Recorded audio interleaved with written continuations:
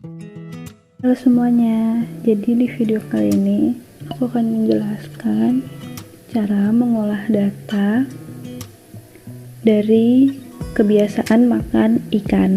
Di sini kita menggunakan data ikan swanggi jantan. Nah, langsung saja kita mulai. Nah, jadi di sini ada data makanan secara mikroskopis maupun secara makroskopis.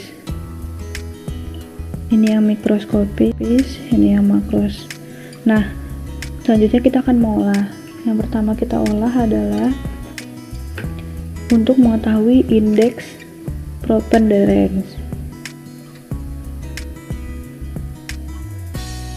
Nah, di sini pertama kita buat dulu tabel yang ada nomor organisme J1, J2, J3, volume, FI, OI, FI dikali OI, IP, PIJ, dan PIJ kuadrat. Nah, pertama kita mau cari nilai V. Sebelumnya, untuk mencari nilai J1, kita dapat dari misalnya J1 pada Nitschia. Berarti kita menjumlahkan J1 yang ada di sini, J1 yang ini, dan yang ini, terus dibagi 3. Begitu pula untuk J2, J3. Tapi kalau organismenya cuma ada 1, seperti Trichodesmium, langsung saja ditulis 1. Nah, selanjutnya untuk V, volume dari Nitschia didapat dari penjumlahan dari 0,071 ditambah 0,039 ditambah 0,053, sehingga didapatkan hasil 0,0004. Nah, selanjutnya untuk mencari nilai FI didapat dari total volume dibagi sigma dari total volume dikali 100%. Nah, total volume ini kita dapat dari yang ini. Misalnya pada total volume yang potongan ikan. Nah, volumenya dia kan 0,4, berarti 0,4 dibagi sigmanya 4,5122 dikali 100%.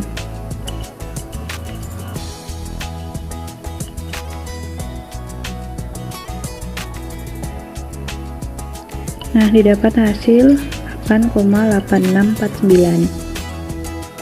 Begitu pula untuk FI yang lainnya.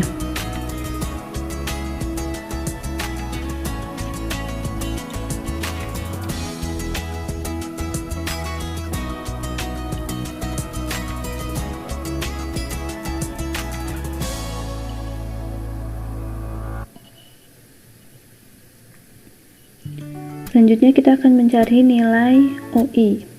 Nah, nilai OI ini dapat dari OI sama dengan frekuensi kejadian dibagi sigma frekuensi kejadian dikali 100%. Nah, misalnya pada Trichodesmium.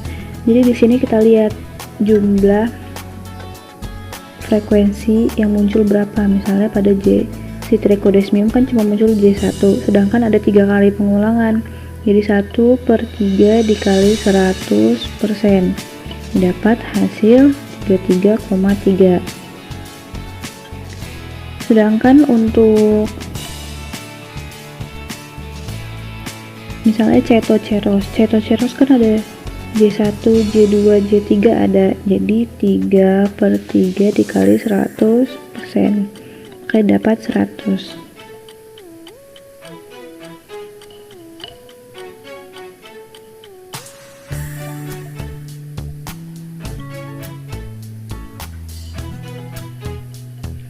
Selanjutnya kita akan mencari nilai FI dikali OI. Nah, nilai FI kali OI gampang aja, tinggal kita kali setiap FI dari setiap organisme dengan OI-nya. Kali dapat segini.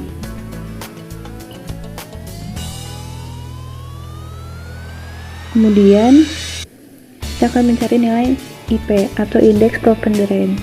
Nah, nilai IP ini dapat dicari dengan FI dikali OI dibagi sigma dari FI kali OI dikali 100%.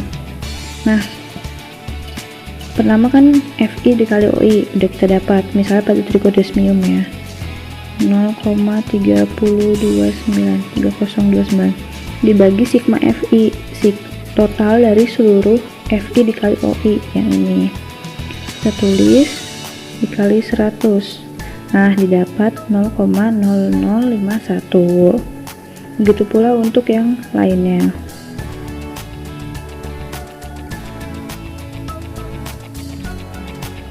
Nah, selanjutnya kita cari nilai PIJ. PIJ ini dapat dari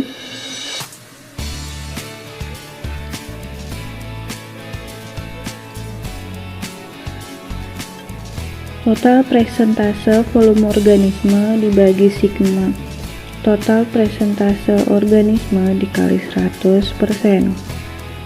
Nah, total presentase volume organisme ini kita dapat dari FI.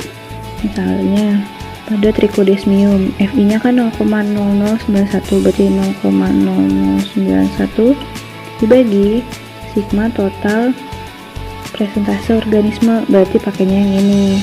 Kita tulis. Nah, didapat hasil 0,0001. Selanjutnya untuk PIJ didapat dari untuk PIJ kuadrat dapat dari PIJ dikuadratin atau PIJ dikali PIJ sehingga dapat segini. Begitu pula untuk yang lainnya. Nah, selanjutnya kita akan mencari nilai indeks preponderance atau indeks bagian terbesar. Sebenarnya indeks ini bertujuan untuk mengetahui jenis makanan yang terdapat di dalam saluran pencernaan ikan. Nah, setelah tadi data yang ini selesai, kita masukkan, kita copy jadi tabel organisme dan nilai IP-nya saja. Nah, kita buat tabel pie chart. Nah, di sini kita bisa tahu makanan-makanan apa yang ada di dalam perut ikan, misalnya makanan utamanya, makanan pendamping, makanan tambahan dan pelengkap. Nah, di sini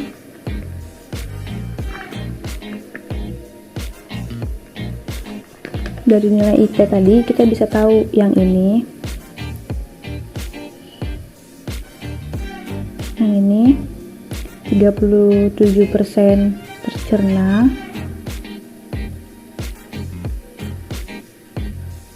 yang ini 27% udang, yang ini 10% potongan ikan, dan yang ini 25% dari potongan udang. Nah, sebenarnya ini kan yang lain kecil-kecil kayak gini kan, itu ada, tapi karena terlalu kecil sehingga jaraknya cuma kecil kayak gini. Ini yang putih. Nah, dari pie chart ini bisa kita simpulkan bahwa tidak ditemukan makanan utama ikan karena tidak ada nilai IP yang lebih dari 40%. Sedangkan potongan udang, dan potongan ikan merupakan makanan pelengkap karena nilai IP 4 berada di antara nilai 4 sampai dengan 40%. Organisme lain yang bernilai IP kurang dari 4% merupakan makanan tambahan.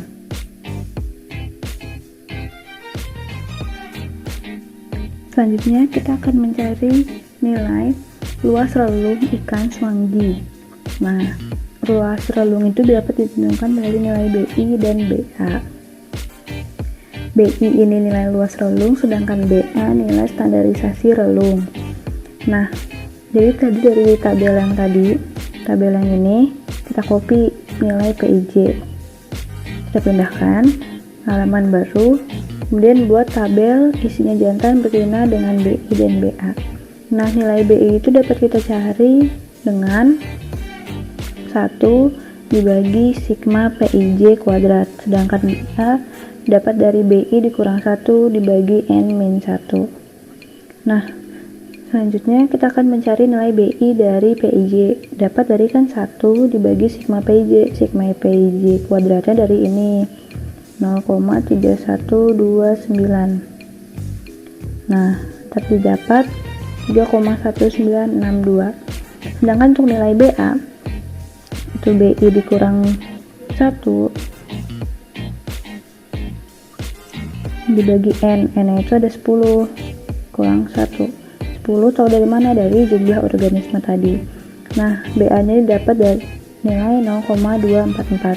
Sedangkan untuk betina nanti dicari dulu nilai sigma PIB nya, sigma PIB kuadrat. Kemudian caranya sama. Nah, interpretasi dari data ini adalah kalau misalnya nilai BI atau luas relung lebih besar, menandakan bahwa makanannya lebih beragam. Sedangkan untuk nilai BA yang mendekati 0 berarti luas relungnya sempit.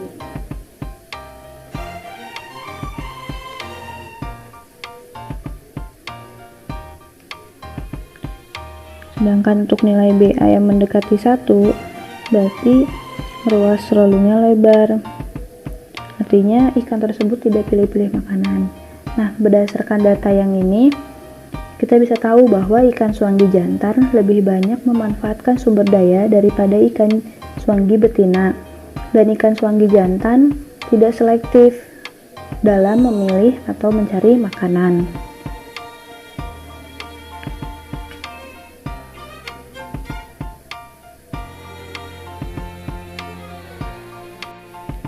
Selanjutnya kita akan mencari nilai tumpang tindih ikan suanggi.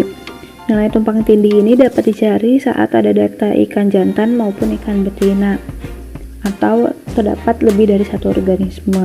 Nah, organisme di sini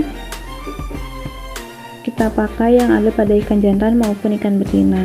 Rumus untuk mencari tumpang tindih adalah 2 dikali sigma PIJ dikali PIB dibagi sigma PIJ kuadrat ditambah sigma PIB kuadrat. Nah, langsung aja 2 dikali sigma PIJ dikali PIB yang ini kita masukkan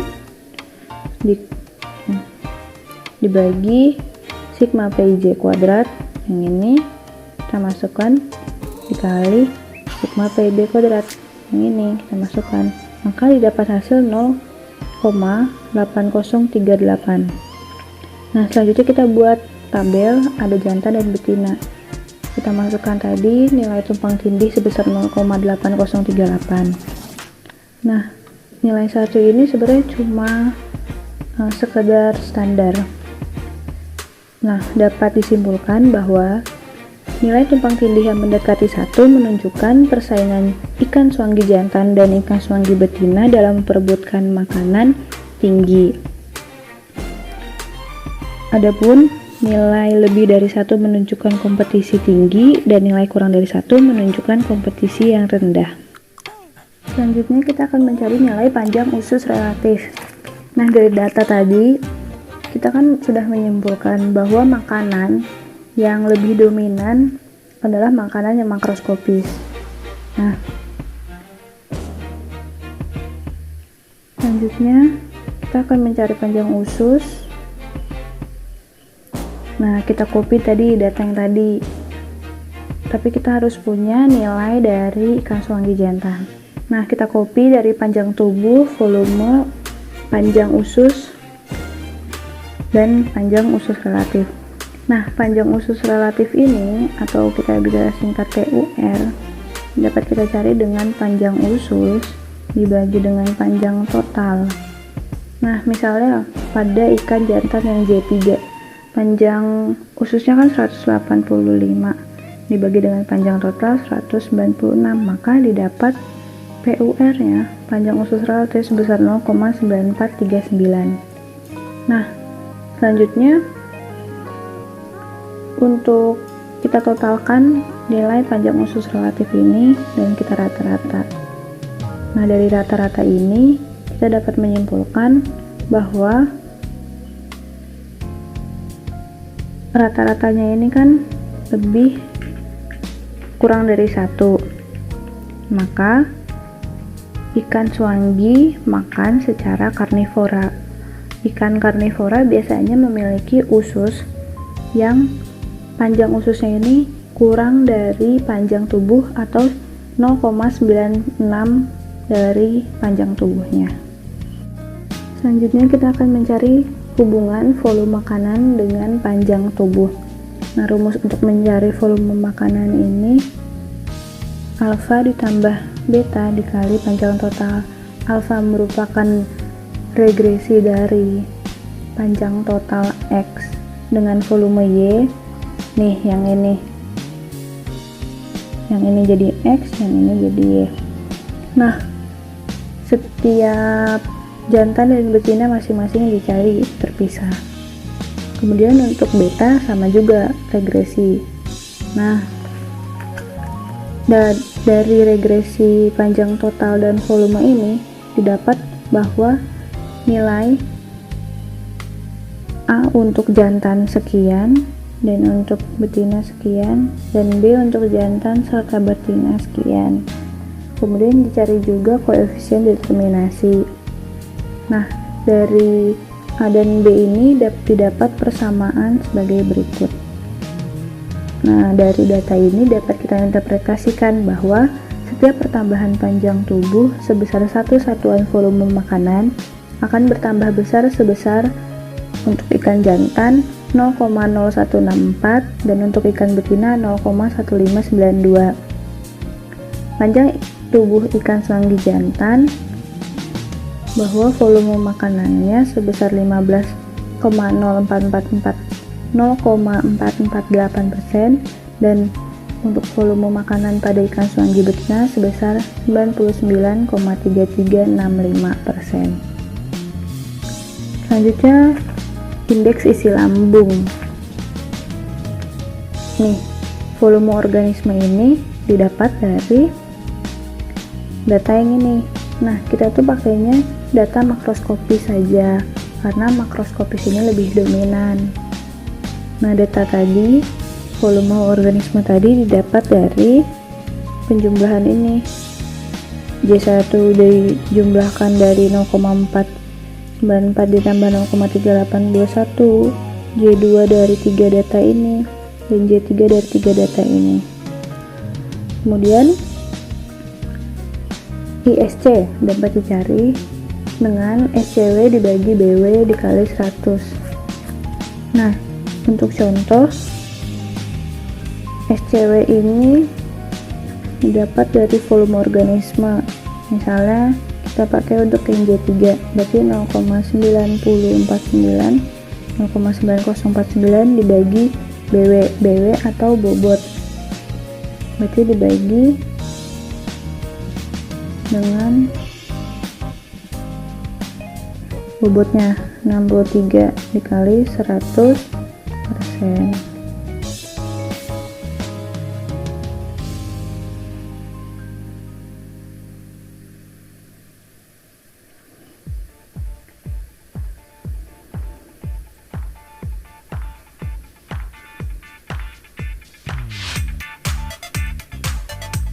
Kemudian nilai ISC ini kita jumlah dan kita rata-rata, didapat bahwa nilainya 3,4679. Nah, dari data ini bisa kita interpretasikan bahwa bobot organisme mempengaruhi bobot ikan sebesar 3,4679%. Sekian materi yang dapat saya sampaikan. Terima kasih telah menonton video ini. Semoga video ini bermanfaat untuk kalian. Sampai jumpa di video selanjutnya. Terima kasih.